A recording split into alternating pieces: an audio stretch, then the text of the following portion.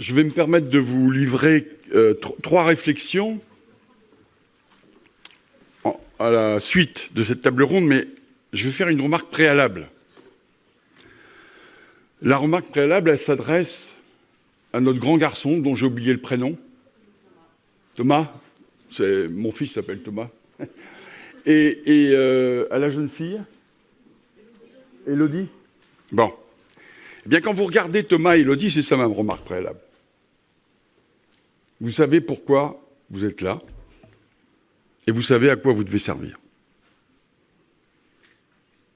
Voilà. Ces deux jeunes gens, bien sûr, deux parmi X, nous ont donné et vous donnent une leçon d'énergie et de courage. Cette leçon d'énergie et de courage, pour les institutions que nous représentons, quelles qu'elles soient, privées, publiques, associatives, doivent en fait aussi nous guider et peut-être nous ressourcer, parfois même nous vitaliser quand on peut avoir ici ou là des coups de blues. Bravo à Élodie et bravo à Thomas.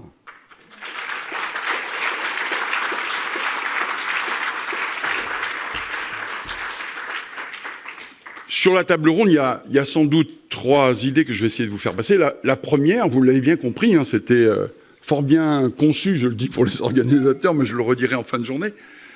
Mais vous voyez bien la transition entre la séquence de l'enfant et de l'adolescent, et puis là, vous êtes dans la séquence adulte, et vous notez, première idée à retenir, que la phase adulte est peut-être plus critique qu'on ne le croit. Première idée. La deuxième idée, ce matin, on a parlé de l'inclusion, on a parlé de l'école inclusive. Ben là, je vais vous parler de l'entreprise inclusive, finalement, qu'elle soit privée ou publique. Il n'y a pas de distinction de nature. Et troisième idée, il y a deux outils qui ont été présentés sur lesquels je reviendrai. La première idée, la séquence, la période critique que constitue la phase de l'adulte. Là, ce qu'on a entendu, c'est qu'elle est critique au moins pour trois bonnes raisons. La première, c'est que nos professionnels de santé n'ont peut-être pas aussi l'ensemble des instruments. Il y a beaucoup d'instruments qui ont été montrés ce matin, hein, sur l'adaptation par rapport au diagnostic, en particulier des premiers âges. Là, s'agissant des adultes, il y a objectivement, sans doute, alors si ce n'est carrant, je n'aime pas apporter des jugements, mais au moins des progrès qui restent objectivement à accomplir par rapport au rapport qui doit exister entre ces troubles et puis l'âge que constitue l'adulte.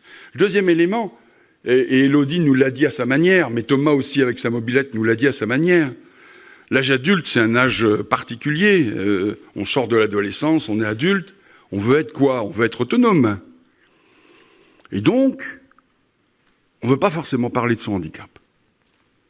Parce que je suis comme tous les autres. J'ai envie d'une copine, j'ai envie d'un copain, je veux aller comme tout le monde, aller bosser. Et donc cette dimension psychologique à l'âge adulte est peut-être encore sous-estimée. Hein, on le traite enfant-adolescent sans doute, hein, ça fait partie des compléments d'accompagnement et d'intervention. Sans doute que du côté de l'adulte, il y a là vraisemblablement une dimension qu'il ne faut pas sous-estimer. En tout cas, ça a été dit, me semble-t-il, assez clairement.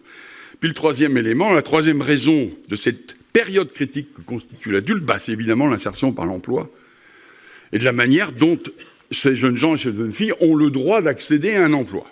Première idée, séquence critique adulte. On a sans doute investi beaucoup l'enfant et l'adolescent, et c'est normal tout ça. Mais sans doute que du côté institutionnel, y compris associatif, il y a sans doute là encore des marges de manœuvre, malgré les lois qui existent. Le directeur l'a encore cité, en particulier la loi de 2016. Deuxième idée que je vais vous soumettre, par analogie, j'essaye de vous amener progressivement vers une mise en comparaison des tables rondes. Vous savez bien que ce matin, on a parlé de l'école inclusive. Mais à travers les deux exemples, vous avez une entreprise publique, qui est une collectivité. Je rappelle que les collectivités territoriales sont de la fonction publique, fonction publique de collectivité territoriale, donc entreprise publique. Et puis vous avez eu la personne de Toulouse, entreprise privée. Donc dans les deux cas, en fait, ce qui est posé, c'est ce qu'on a vu aussi un peu ce matin, c'est-à-dire l'entreprise inclusive. Comment, pas simplement en termes d'inclusion, mais en termes d'accessibilité. Comment une entreprise publique et une entreprise privée rend accessible l'accès à l'emploi, rend accessible le maintien à l'emploi, rend accessible la formation d'adultes pour l'emploi concerné.